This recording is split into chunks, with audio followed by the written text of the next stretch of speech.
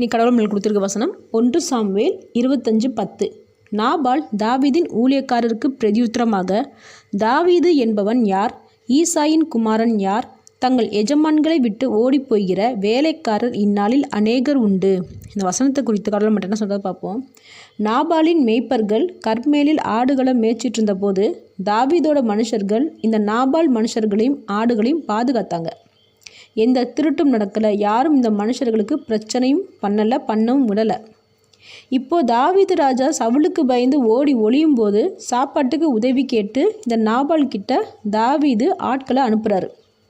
அப்போ இந்த நாபால் தாவீது எனக்கு யாருன்னு தெரியாதுன்னு சொல்லிடுறான். இங்கே தாவீது நீ உதவி செஞ்சே ஆகணும்னு கட்டாயப்படுத்தலை. ஆனால் நாங்கள் உனக்கு உதவி செஞ்சோம், அதை நினச்சி பார்த்து இப்போ எங்களுக்கு உன்னால் முடிஞ்ச உதவியை செய்யும் தான் தாவீது சொல்கிறாரு. இந்த நாபால் போல் பல பேர் இருக்காங்க.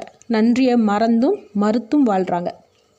நம்ம நல்லது செஞ்சிருந்தும் அந்த மனுஷர்கிட்ட இருந்து நமக்கு நன்மை வராத போது, அந்த நன்மையை அவங்க நினச்சி பார்க்காத போதும் தேவன்கிட்ட இருந்து நமக்கு நிரந்தரமான நன்மை நிறைவாக வரும். நாம் செய்த நன்மையை தேவன் மறக்க போகிறதும் இல்லை, மறுக்க போகிறதும் இல்லை. ஆமேன்.